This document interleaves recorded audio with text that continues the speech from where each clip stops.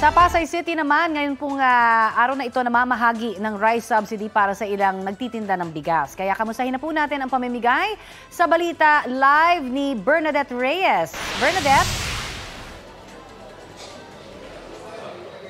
Connie, ikaw ba nung huli kang namalengke, meron ka bang nakikita na 41 at 45 pesos na bigas sa iyong suking palengke?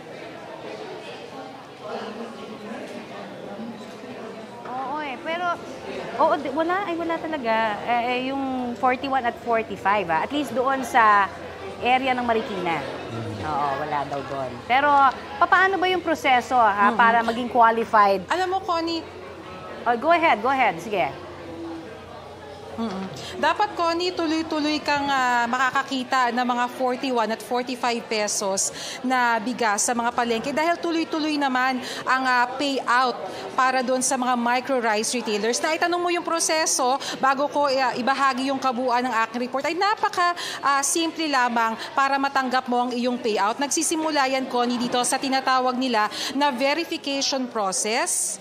Yan. After nitong verification process na tumatagal lang ng ilang minuto ay tutungo na sila dito sa kanilang profiling area kung saan kailangan magbigay ng mga dokumento ang mga rice retailers para makita kung sila nga ba ang qualified na beneficiary at magtatapos yan agad, Connie, dito sa kanilang releasing area kung saan ibinibigay na ang 15,000 pesos na ayuda sa mga micro rice retailers. Tanungin natin si Ma'am. Ma'am, live po tayo sa balita ko. Gaano po ba katagal ang proseso bago po nila matanggap from the verification up to here? Mabilis lang po. Basta po kumpleto yung dokumento. Basta kumpleto ang dokumento. Yes. Ayan. Connie, nakita nga natin na napakabilis lang ng usad ng pila dito at agad din natatanggap ang kanilang ayuda na 15,000 pesos. Sa ikalimang araw nga ng pamamahagi ng payout ay dito naman yan nangyari sa Pasay City. Yun nga lang, nagkaroon ng konting problema yung iba, Connie, dahil sa halip na ibigay nila yung kanilang kumpletong pangalan ay yung kanilang palayaw ang kanilang ibinigay. Pero ayon naman sa BPLO ay naayos na nila yan at makakatanggap na rin sila ng certification at pag natanggap na nila ang certification ay makakatanggap na rin sila ng 15,000 pesos na benefit.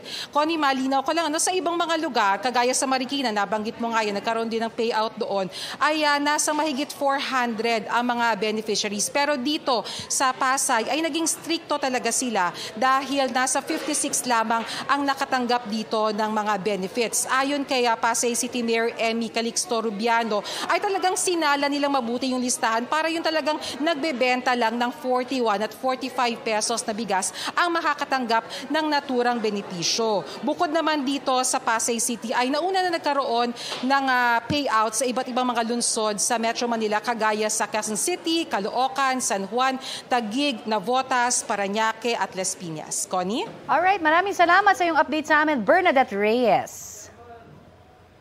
Balita ko, may tututukan kayo tuwing 11 a.m. sa GTV. Alamin ang mahalagang balita at impormasyong dapat ninyong malaman sa Balita Ko tuwing Lunes hanggang Biyernes.